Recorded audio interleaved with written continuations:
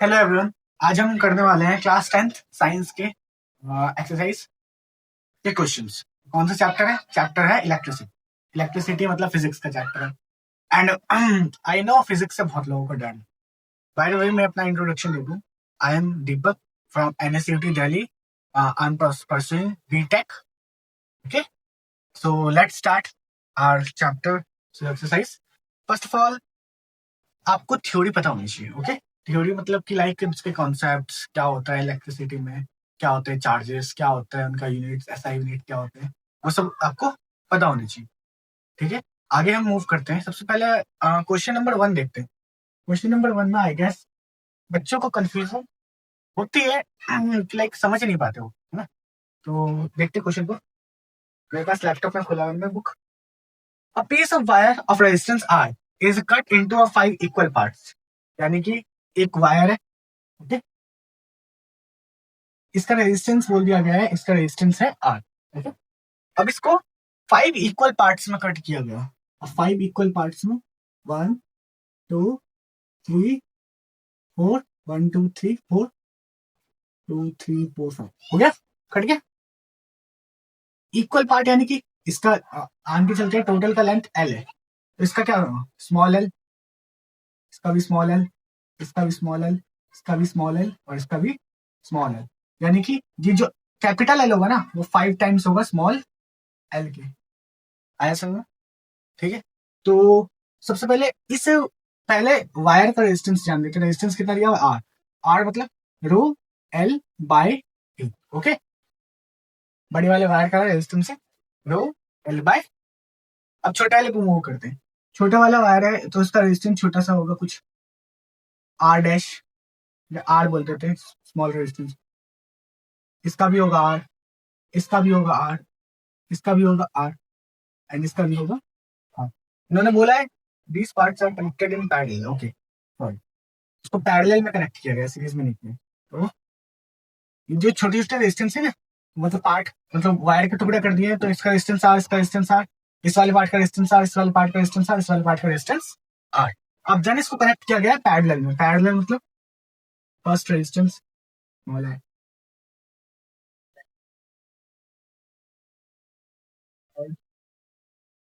Fourth, fifth.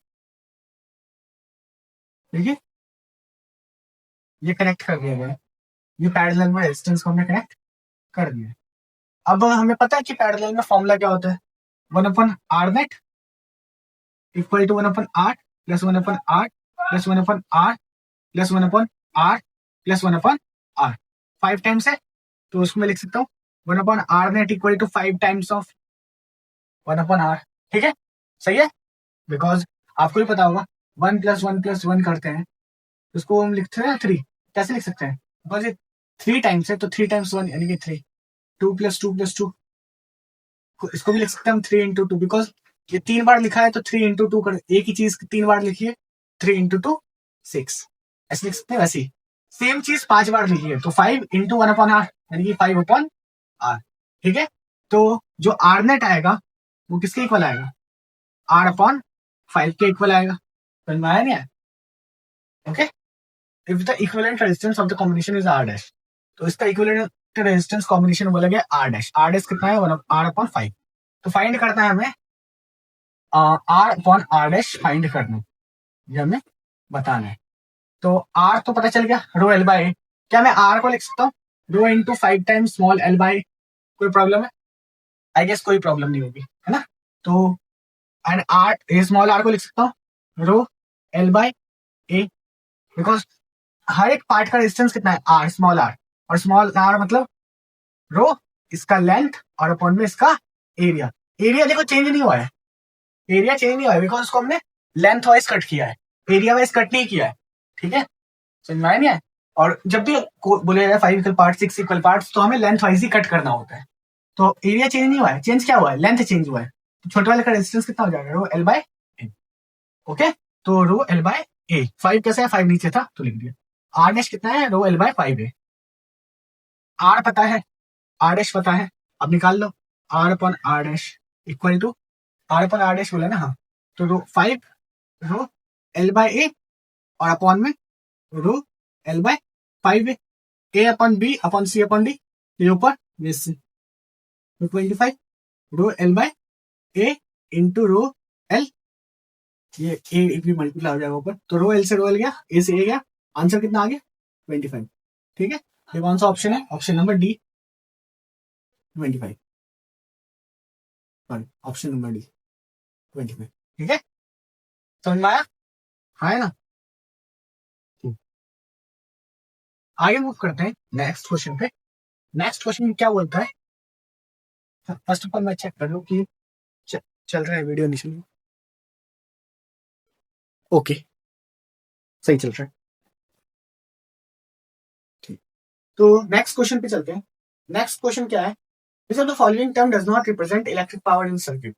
अब power का तुम सबने यूनिट फॉर्मूला पढ़ा होगा, पावर इक्वल टू वी आई होता है, वी स्क्वायर बाय आर होता है, आई स्क्वायर आर होता है, यही तीन होते हैं, और कुछ होता है क्या, और कुछ नहीं होता। तो ये तो साफ पता चला आई स्क्वायर आर होता है, आई आर स्क्वायर नहीं होता, ऑप्शन नंबर भी अपना आंसर हो गया, आई आर स्क्वायर नहीं होता है। ठीक है, आई स्क्वायर आर होता है। ठीक है, क्वेश्चन नंबर 2 भी क्लियर है। क्वेश्चन नंबर 3 पे आते हैं। क्वेश्चन नंबर 3 क्या बोला है, an electric bulb is rated to 20 volt and 100 watt okay, when it is operated on 110 volt the power consumed will. तो सबसे पहले इसका electric bulb is rated, V rated क्या होता है, वी रेटेड और पी रेटेड इसका मतलब क्या होता है, हाँ पता है किसी को, वी रेटेड होता है जो बल्ब खरीदते हो तुम, तो बॉक्स पे लिखा होता है कि कितना वोल्टेज है, कितना पावर है इसका, हाँ है ना, लिखा होता है, नहीं लिखा होता, बॉक्स पे लिखा होता है। तो वैसे ही जो बल्ब है, ठीक है,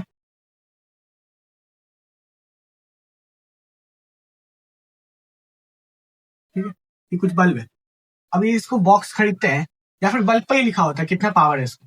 ठीक है, समझ में आ रही है, पहले बल्ब पे लिखा होता था, तो वही बात है कि जितना उस पर लिखा हुआ है वो उसका वी रेटेड और पी रेटेड है। तो वी रेटेड कितना दिया हुआ है 220 वोल्ट, पी रेटेड कितना दिया हुआ है 100 वॉट। ओके, और सप्लाई कितने की दी गई है, सप्लाई दी गई है 110 वोल्ट की सप्लाई दी गई है, ये है इसका रेटेड वोल्टेज, ये है इसका रेटेड पावर, और सप्लाई है 110 वोल्ट की। तो पावर कितना कंज्यूम हुआ है, तो एक काम कर सकता हूँ, पावर का फॉर्मूला क्या लगा सकता हूँ, पावर का फॉर्मूला होता है, सप्लाई दिया हुआ है तो वी सप्लाई का स्क्वायर बाय आर, ये लिख सकते हैं, है ना, पावर कंज्यूम्ड, हाँ ये ना, ओके। ये तो हो गया कि हम आंसर कैसे निकाल सकते हैं, वी सप्लाई हमें पता है, लेकिन रेजिस्टेंस ऑफ बल्ब क्या होगा, रेजिस्टेंस ऑफ बल्ब निकालने का एक वो होता है टेक्निक, क्या आप इसके रेटेड थिंग से ना रेजिस्टेंस निकाल सकते हो, रेटेड थिंग मतलब पी रेटेड, इसको मैं लिख सकता हूँ क्या, वी रेटेड का स्क्वायर अपॉन रेजिस्टेंस, है ना, तो रेजिस्टेंस निकल जाएगा, वी रेटेड कितना है 220, तो 220 का स्क्वायर बटे पी रेटेड यानी कि 100, तो 10 से 10 10 से 10, 22 इंटू 22 कितना होता है अपना आ जाएगा 4 484। ओके, लेट मी चेक,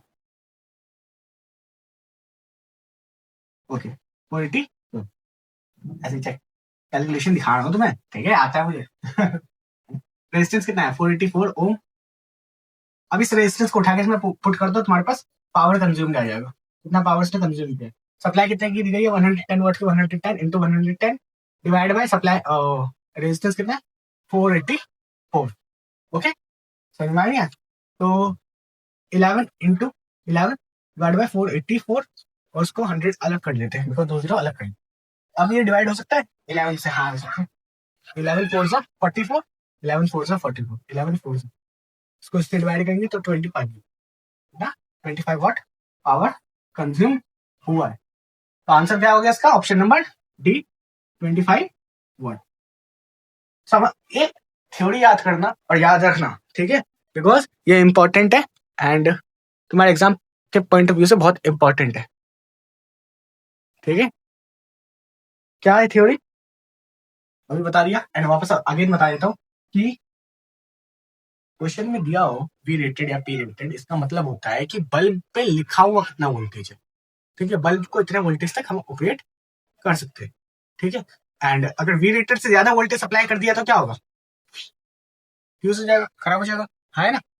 तो वही बात है, अब ऐसे क्वेश्चन में हमें रेटेड दे दिया और सप्लाई वोल्टेज दे देंगे, हमें पावर कंज्यूम पूछ लेंगे कि सबका बताओ कितना पावर कंज्यूम करेगा ये सर्किट, है ना। तो सबसे पहले वी रेटेड लिखा हुआ है, पी रेटेड लिखा हुआ है, इन दोनों से हम रेजिस्टेंस निकाल लेंगे। रेजिस्टेंस का फॉर्मूला हम पावर का फॉर्मूला निकाल लेंगे। पावर का फॉर्मूला होता है V square by R, P rated का square equal to V rated का स्क्वायर अपॉन आर। आर निकल गया, इस आर को इस फॉर्मूले में पुट कर दो, power consumed equal to V supply का स्क्वायर अपॉन आर। यहाँ पे लिख देता हूँ, पहले क्या लगाया, P rated equal to V rated का स्क्वायर अपॉन आर, तो दूसरा लगाया power consumed equal to V supply का स्क्वायर डिवाइड बाई आर। इस आर, यहां से आर निकालो, यहां से आर आ जाएगा और इस आर को यहां पर पुट कर दो तो हमारे पास पावर कंज्यूम्ड भी आ जाएगा। ठीक है, नेक्स्ट क्वेश्चन पे मूव करें। नेक्स्ट क्वेश्चन एक बार रीड करना, क्या बोला गया है ध्यान से, तो मैं इसको रेस कर लूं।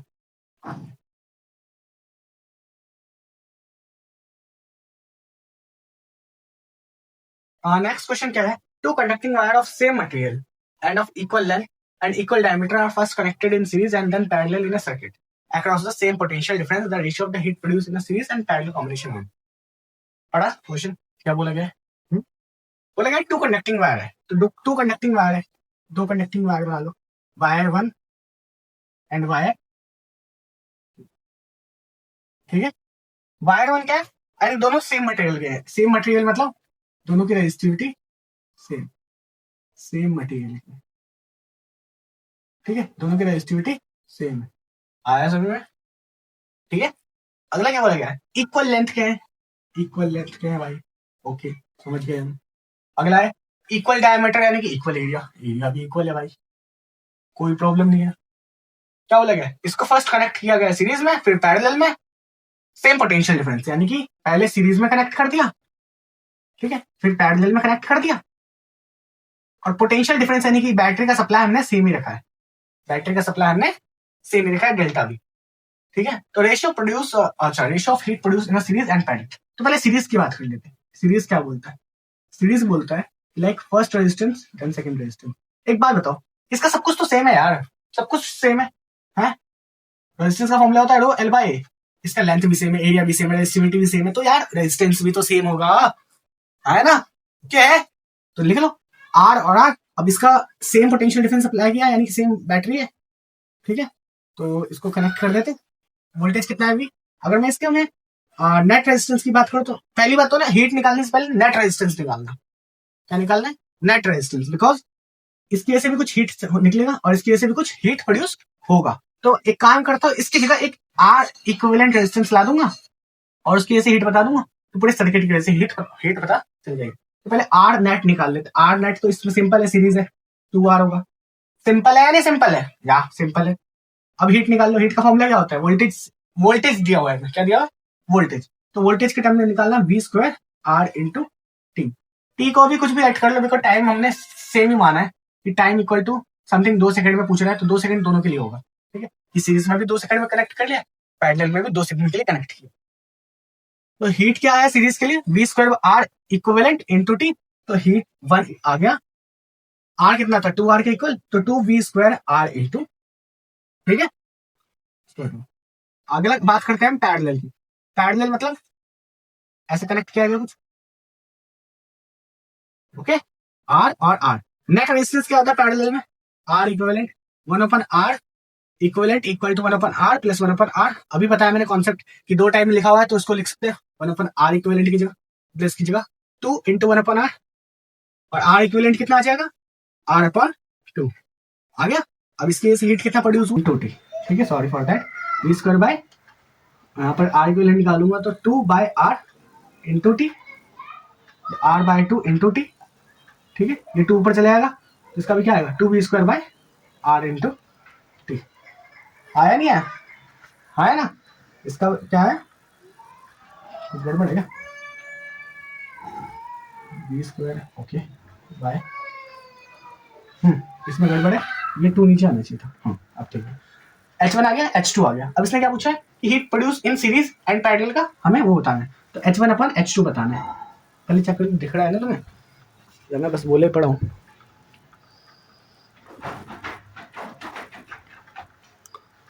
ओके, देख रहे हैं। मानता हूँ वीडियो क्वालिटी थोड़ी लो है, but I will make sure कि तुम्हें कंटेंट अच्छा डिलीवर हो, ठीक है। तो उसकी फिक्र मत करना, तुम्हारे पास कंटेंट अच्छा पहुँचेगा। एंड मैं अपनी तरफ से पूरा बेस्ट देने की कोशिश कर रहा हूँ, ठीक है। तो प्लीज़ फॉलो करना, सब्सक्राइब करना एंड बेल आइकन प्रेस कर लेना, बिकॉज अभी प्री बोर्ड्स आने वाले हैं, तो बहुत इंपॉर्टेंट क्वेश्चंस भी आएंगे, थ्योरी भी आएगी और चैप्टर भी होंगे। नो प्रॉब्लम, हम वन शॉट लेंगे, ठीक है। एंड बहुत लेंथी चैप्टर को बहुत ही मिनिमम टाइम में कंप्लीट करने की कोशिश करेंगे, ठीक है। समझ में आएंगे? तो please like the video and आते हैं क्वेश्चन पे। H1 अपन H2 पूछा है, तो v square by 2r into T, H2 2v² by r into T, इसको सही से लिखें v square T by 2r into, इसको लाइक तुम्हें पता होगा a upon b upon c, ठीक है। तो वही करना है, 2r लिखा हुआ है, इसको मल्टीप्लाई करना है हमें 2v² से, और ये r ऊपर मल्टीप्लाई हो जाएगा, ठीक है। ये 2 यहाँ r ऊपर मल्टीप्लाई हो जाएगा, v² से v² गया, r से r गया, t से t गया, तो आगे आंसर 1/4। तो इसका आंसर क्या है 1:4। कौन सा ऑप्शन है ना, ऑप्शन नंबर सी 1:4, ठीक है। समझ में आए नहीं? तो सबसे पहले वापस समझा देता हूँ कि दो कनेक्टिंग वायर थे, ठीक है, सेम मटेरियल के। सेम मटेरियल का मतलब होता है सेम रेजिस्टिविटी। सेम मटेरियल मतलब सेम रेजिस्टिविटी, सेम रेजिस्टिविटी, ठीक है। बिकॉज रेजिस्टिविटी क्या है, मटेरियल टू मटेरियल डिपेंड करती है। इंटरनल रेजिस्टेंस होता है जो मटेरियल के ऊपर डिपेंड करता है। तो सेम मटेरियल मतलब सेम रेजिस्टिविटी। सेम रेजिस्टिविटी है तो इसका भी आर, इसका रो, इसका भी रो, एंड रेजिस्टेंस भी सेम होगा बिकॉज लेंथ इक्वल है, एरिया इक्वल है, लेंथ इक्वल है, तो रेजिस्टेंस भी दोनों का इक्वल होगा, ओके। सीरीज में पोटेंशियल डेल्टा भी दिया, पैरेलल में पोटेंशियल डेल्टा भी दिया, एंड एक को सीरीज में कनेक्ट किया तो उसमें हीट निकली H1, इसमें से हीट निकली H2, और H1/H2 का हमें रेशियो पूछा है, ठीक है। तो क्लियर होगा आई गेस, ठीक है। अगले क्वेश्चन में बात करते हैं। अगला क्वेश्चन क्या बोलते हैं,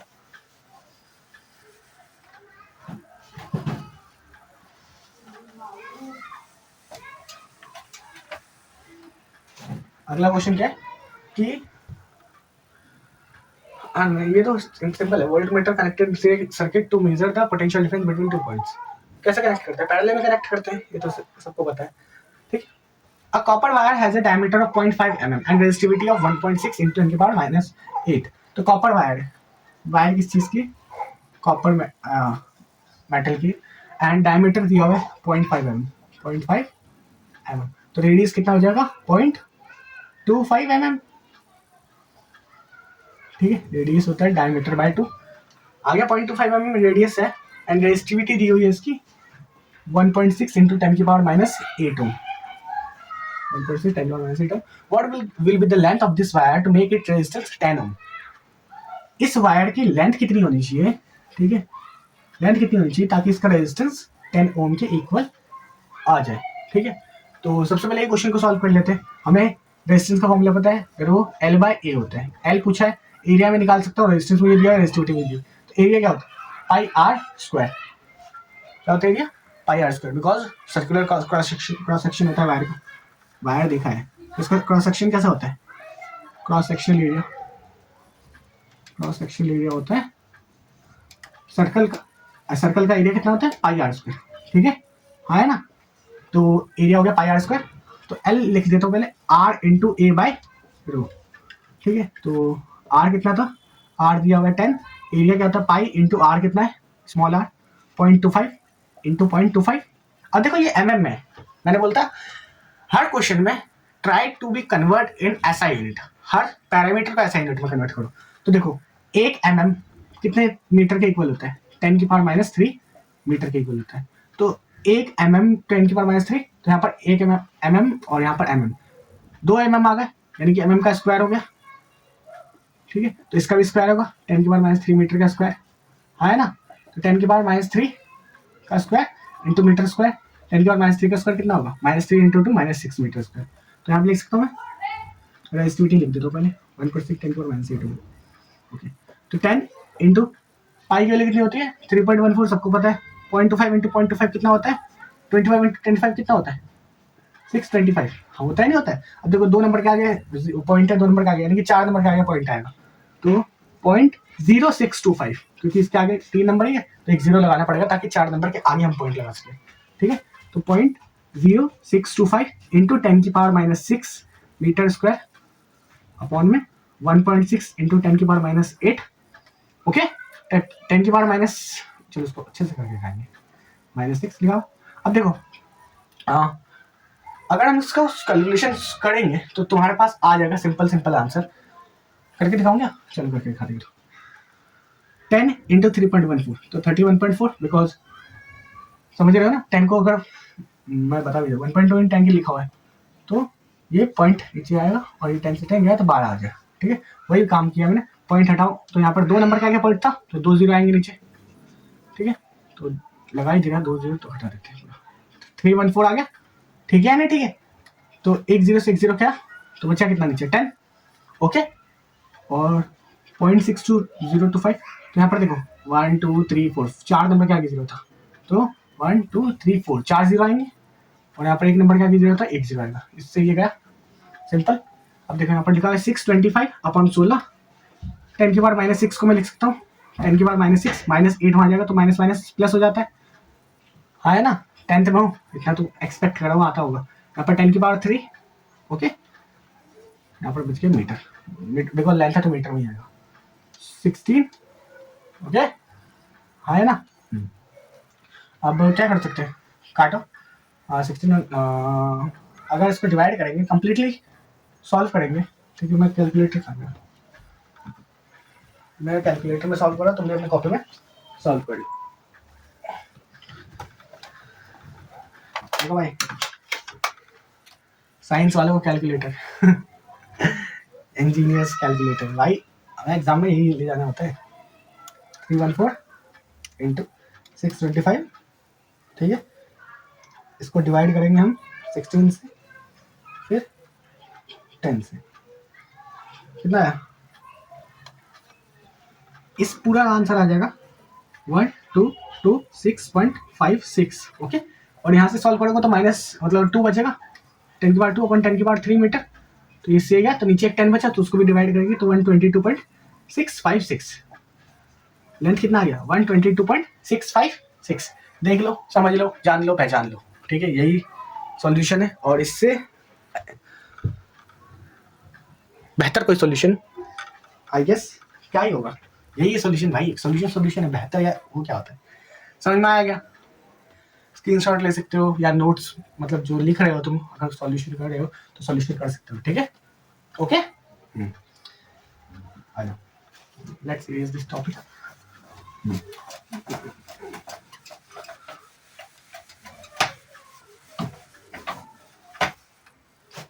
अगला क्वेश्चन है, इसको यहाँ पर रखते हैं, काम आ रहा है। अगला क्वेश्चन नहीं, सॉरी, इसमें एक और क्वेश्चन था। How much does the resistance change if the diameter is double. Okay, आगे एक और क्वेश्चन है। अगर डायमीटर को हमने कर दिया है डबल, डायमीटर डी से चेंज करके हमने कर दिया है 2d, तो क्या होगा, रेजिस्टेंस पे क्या इफेक्ट आएगा? तो लेंथ तो पता चल गई ना, कितना आया 122.656 आया था क्या? हाँ है ना, तो इसको पहले राउंड ऑफ कर देते हैं यार, 122.6 कर देते हैं। ठीक है, ताकि इजी है कैलकुलेशन।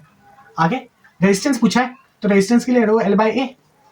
लेंथ में कोई चेंज नहीं किया है, लेंथ में नक्को चेंज किया है, एरिया चेंज होगा बिकॉज हमने इसका डायमीटर चेंज कर दिया। रेडियस कितना आ रहा था, d/2 होता है पहले, अब नया रेडियस कितना होगा 2d/2, यानी कि रेडियस पुराने वाले डायमीटर के इक्वल होगा। रेडियस किसके इक्वल होगा, पुराने वाले डायमीटर के। तो रेजिस्टिविटी कितनी थी, रेजिस्टिविटी दी हुई थी अपने 1.6 इंटू 10⁻⁻8। लेंथ कितना आया था 122.6 और एरिया कितना था पाई, यानी पाई का पुट कर दे 3.14 इंटू रेडियस का स्क्वायर, यानी कि डायमीटर का स्क्वायर हो जाएगा आपकी बार, पुराने वाले डायमीटर का स्क्वायर। समझ में आ रहा नहीं आना? तो 1.6 10⁻- या 122.6 10⁻⁸। देखो भाई मैं कैलकुलेटर यूज कर रहा हूँ लेकिन तुम मत यूज करना, ठीक है, बिकॉज तुम्हारा तो एग्जाम है ना, तो एग्जाम में तुम्हें तो कैलकुलेटर अलाउड नहीं है ना, है ना, तो please try to be that. तुम सॉल्व करो 0.5 mm का स्क्वायर, 0.5 mm का स्क्वायर यानी कि डायमीटर दिया 0.5 mm।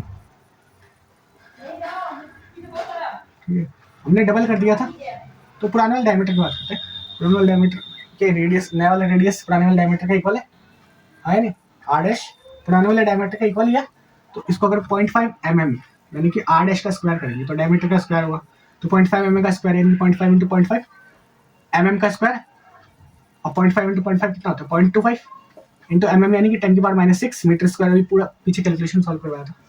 1.6 122.6 डिवाइड बाय 3.14 इंटू 0.25 10⁻⁶ और यहाँ पर 10⁻⁸।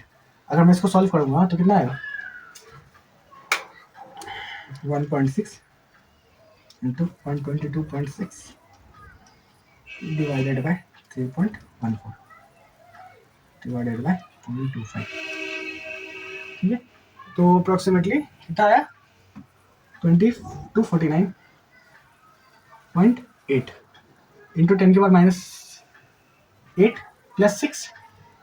तो अगर मैं इसको सॉल्व करूँगा तो 249.8 इंटू 10⁻², ठीक है, और 2.49 तो 2.5 कितना है 2.5 ओम। कितना है रेजिस्टेंस 2.5 ओम। ठीक है ना, ठीक है, ओके है, ठीक है। अब इतना कैलकुलेशन करने से बढ़िया मैं टेक्निक बताऊं, ये तो हो गया थोड़ा सा लॉन्ग मेथड, लॉन्ग मेथड। हम थोड़ा सा शॉर्ट मेथड अप्लाई करते हैं। देखो अगर क्वेश्चन थोड़ा सा यह आया कि 2 मार्क्स का है 3 मार्क्स का है तो ऐसा सॉल्यूशन करना पड़ेगा, नो डाउट, ठीक है, ऐसे करके तुम्हें दिखाना पड़ेगा, या लाइक ऐसे भी कर सकते हो, बट थोड़ा सा चलो ठीक है। मेथड टू पे आते हैं। पहले बताओ कि जब एरिया पाई आर स्क्वायर के इक्वल था, पुरानी कंडीशन की बात करते ओल्ड कंडीशन, तो रेजिस्टेंस कितना था 10 ओम था या नहीं था, यानी कि जब रेडियस d/2 के इक्वल था तो रेजिस्टेंस था 10 ओम। नया कंडीशन न्यू। अब जो है एरिया वो पाई इंटू आर डैश के स्क्वायर है। आर डैश मतलब डायमीटर का, तो डायमीटर क्या हो गया 2 टाइम्स हो गया डायमीटर, तो 2/2 डाया, ओके है ना। तो अगर मैं रेजिस्टेंस का इसमें फॉर्मूला लिखना चाहूँ तो क्या लिख सकता हूँ rho L by pi into D square by 4 ऊपर चला जाएगा तो 4 into rho L by pi D square. देखो बहुत छोटा दिख रहा होगा ना, इसको थोड़ा जूम आउट करता हूँ। 4 रो L by pi D square है ना, ये है ओल्ड रेजिस्टेंस का formula 4 row L by pi D square. ये एल लिखा हुआ है, ये रो लिखा हुआ है, ठीक है। अब नया वाला रेजिस्टेंस बात करते हैं। नया वाला रेजिस्टेंस रो एल बाय पाई, अब ये तो प्रॉपर डी स्क्वायर है, रो L by pi D square, ठीक है। एंड अगर मैं इसकी बात करूँ तो रेडियस तो d/2 होता है, 4 से जाएगा, ओके ठीक है। ये क्या कहाँ मिस्टेक किया, एक सेकंड वापस इसको थोड़ा सा सॉल्व करते हैं, एक second, sorry for that. Method 2 पे आते हैं। ओल्ड कंडीशन क्या थी, रेजिस्टेंस कितने 10 ओम के इक्वल था। अगर मैं रेजिस्टेंस के फॉर्मूला की बात करूं तो रेजिस्टेंस का फॉर्मूला होगा rho L by pi R square. पहले डायमीटर डी था तो रेडियस कितना हो गया d/2 का इक्वल, तो रो L by pi into D square, और ये अपॉन में 4 आएगा तो 4 ऊपर रख के चले आएगा, ठीक है, ओके। नया वाले रेजिस्टेंस की बात करते हैं न्यू। तो डायमीटर किसके इक्वल हो गया, डायमीटर चेंज होकर 2d हो गया, तो रेडियस चेंज होकर कितना हो जाएगा, रेडियस पहले d/2 था, अब रेडियस हो गया d के इक्वल, ठीक है। तो नेट रेजिस्टेंस जो नया वाला आएगा वो क्या होगा वो L by pi D square. देखो यहाँ पर तुम देख सकते हो 4 इंटू ये नया वाला रेजिस्टेंस ही तो लिखा हुआ है आर डैश, तो नया वाला रेजिस्टेंस क्या होगा पुराने वाले का 1/4 टाइम, तो पुराने वाले कितना था 10/4, तो नया वाला रेजिस्टेंस आ जाएगा 2.5 ओम, ठीक है, समझ में आया। इतने में से सॉल्यूशन हो गया कैलकुलेशन, इतना लंबा कैलकुलेशन करने की कोई जरूरत नहीं, मल्टीप्लिकेशन दिमाग खराब करने की, ठीक है, आया ना। 1 सेकेंड, ठीक है, समझ में आया, ठीक है।